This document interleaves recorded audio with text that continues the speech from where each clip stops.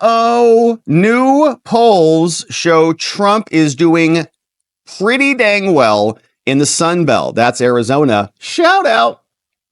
And you can see the New York Times came out with this. Now, this is going to be followed up by another freak out story from Axios. You see here, Democrats are also fearing that pollsters are undercounting Trump. Not only are the polls bad, but the polls bad for Harris, but the polls themselves may be bad. They may be even worse for Harris. Let's take a look at this. And a big question that we had in our minds was whether or not Kamala was going to get a debate bounce. And we were skeptical about that. Even on the night of the debate, it felt like a 3-on-1. And a bunch of people, even listening to the debate, we were sitting here going, yeah, it's not the best night ever for Trump, but, and I'm listening for this static. What's causing that? The studio is still put together. We're still reassembling the studio. So the cords are a little bit wonky. So there might be some interference on a cord. I'm trying to figure out, am I causing that when I move? What's happening? But the battleground polls are not looking good for Kamala. You can see here pretty important states, Arizona, Georgia, and North Carolina, that are not so good for her. Trump up by 5 in Arizona. We have to maintain that and increase that. Should be up by 25. Georgia, 49-45. Trump's up 4. North Carolina, 49-47. Trump's up 2. Now here's the story. Voters across the Sunbelt say that Trump actually improved their lives. It's true. And they worry that Kamala Harris wouldn't do it, setting the stage for a very competitive contest. Now, the polls found that Trump has gained a lead in Arizona and in Georgia, 2 states that he lost, so-called, back to Joe Biden. Yeah, right.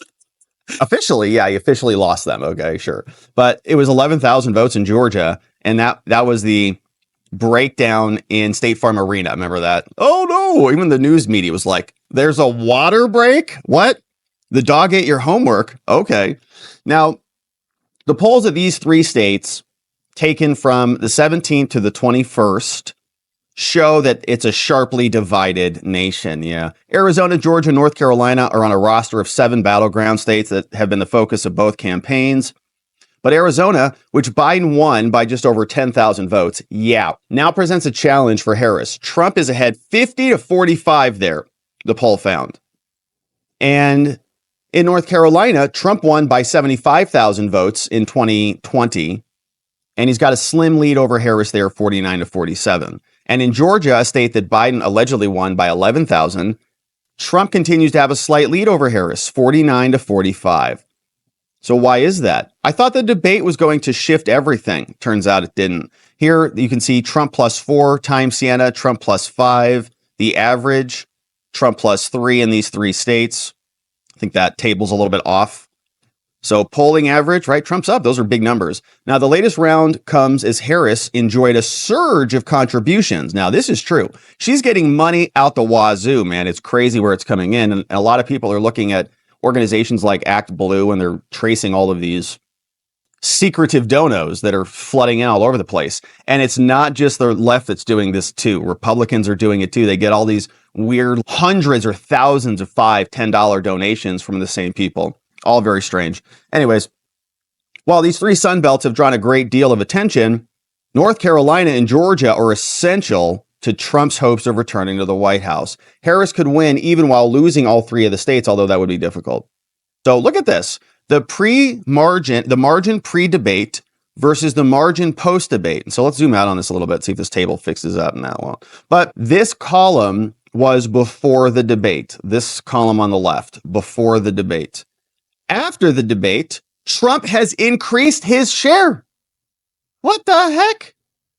Time Siena, Harris +5, Trump, now it's Trump +5.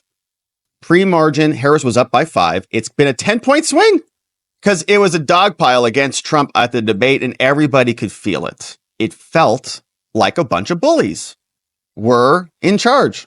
And these connections here. And that's not what they wanted. Very bad for them. For many undecided and unpersuadable voters, character was a pressing concern. Character. Anyone want to talk about Kamala's character or lack thereof? Not good for them. You can see they're freaked out about this. They write over here at Axios, Democrat pollsters are freaking out that they're undercounting Trump. So those polls are bad. but they might be even worse. Senate Democrats are now worried that pollsters are once again undercounting the Trump vote and say that Harris and her slim lead in battleground states, especially in Pennsylvania, is cause for serious concern for the Democrats after getting shocked by Hillary in many ways and her loss and being surprised by Trump's victory. They hope that Harris can overperform the polls herself by driving young voters and Black and Latino voters to the polls. That's not happening, man. No, it's not happening. They're not able to cobble together the same coalitions that they're used to. Polling has been seriously damaged since 2016, they say. And that's one of the truths, is that Trump is going to be tough in Pennsylvania. That's the absolute truth, says Fetterman. Democratic lawmakers are growing nervous that their party may once again feel lulled into a false sense of optimism. Oh, you mean joy? Whoa, what happened? What's happening? The joy is now evaporating and they're coming back down to reality. Welcome aboard. Showing Harris with small but consistent leads in the three crucial states, which is Michigan and Wisconsin and Pennsylvania. And I'm not happy with Michigan. We got Jocelyn Benson up there. Wisconsin was close in 2016, but Trump won that in 16, I'm pretty sure. So we need Wisconsin to come back over. Now, Senator Raphael Warnock, who represents Georgia, said it's impossible to know who's ahead. We know this election is going to be close, he said. It's going to be close in the battleground states, including Georgia, which is why I'm doing everything I can to make sure we put Georgia in our column. But the only poll that matters is November 5th, right? Now, one Democratic senator who requested anonymity acknowledged both Clinton and Biden were doing better in the polls against Trump in 16 and 20 than Harris is right now. Oh, they say that's ominous. Dun. There's no question that is concerning, but you're working as hard as you can to work no matter what. My sense is that there's a lot more you can do than we're already doing. I don't know, like what, shoot Trump in the head again? The only thing I can come up with is that people do feel embarrassed, the senator said. Most of what he preaches, most of us have taught our children. Are they talking about Trump? Get out of here. If Harris performs as no, we should train our kids like Joe Biden and Kamala and Hunter and Doug's kid. But Trump is within the margin of error in the most important battleground states. He has a history of outperforming the polling averages, which are rigged. Even these polls, right? Particularly in Midwestern states where his populist message appeals to blue-collar white voters. Yes. Why, oh why, did the Teamsters vote for Trump by 20, 30 points, whatever the numbers were? And their weak leaders didn't even make the endorsement official. Likewise, public polls showed Trump trailing Clinton by 3.5 and 7 points in Pennsylvania, but Trump ended up winning Pennsylvania. Political handicappers generally consider Pennsylvania 19 a key state for Harris. If she loses, she'd have to beat Trump in either Georgia or North Carolina, two states where GOP nominee is hanging on to slim leads. New York Times Philadelphia Inquirer poll said Pennsylvania showed Harris with a 4-point lead over Trump in the state. But Republicans argued the poll undersampled Trump voters. Again, intentionally, they're trying to deflate people. They're called push polls. The new registration has been disproportionately Democratic younger women. The challenge for the Harris campaign and other Democrats will be getting those newly registered voters to actually show up and vote. And this is why they're doing abortion. There you go. Several states have abortion rights related measures on the ballot, including Arizona. Yeah, so they're shoving abortion on the ballot so that the women will show up. Arizona and Nevada are presidential battleground states, and all four have competitive Senate races. Carrie Lake's here, and she's behind a little bit. That is what the stories say, and you can almost feel the panic. It's a little bit palpable in there, right? Actually, the story says Trump's not only winning, but the polls are bad. He's probably winning even more. Here is what CNN was saying about this. This guy is interesting. He's always covering the polls. Harry Enton. He says, Trump's outperforming in the Sunbelt. Harris has the Great Lakes. What's happening here? Trump is getting a racially diverse coalition. Do you know why? Because competence crosses color. We don't want inflated currency, wrecked borders, dilapidated cities, endless wars, no matter what race you are.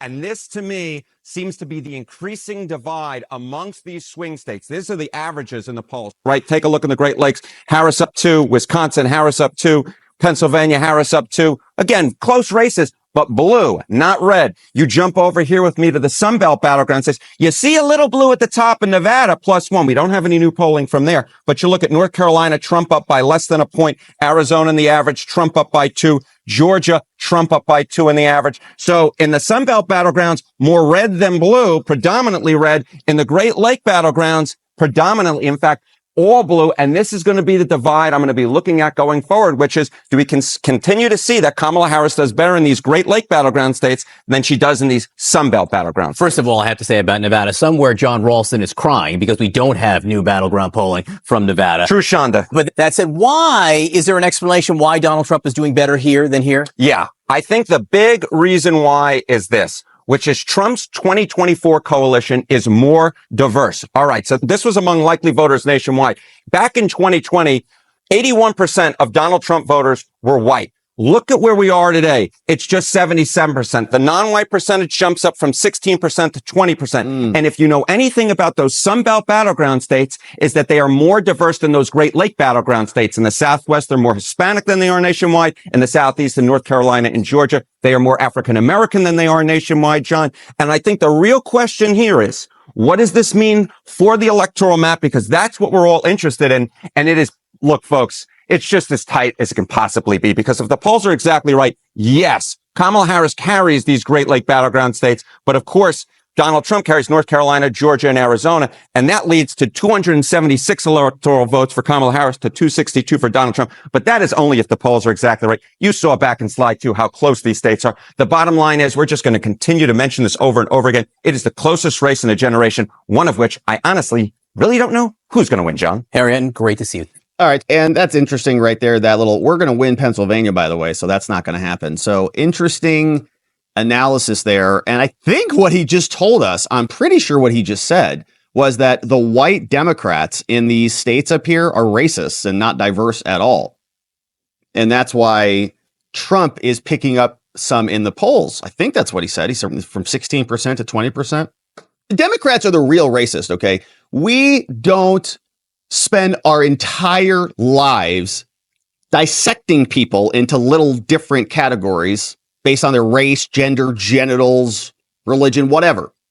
They do that. So we're happy to have our friends of all demographics, ethnicities, religions, and categories on our team. Welcome aboard. We all benefit when we have sound currency, safe borders, no endless wars, and so on. And so we're happy to see the shift happening.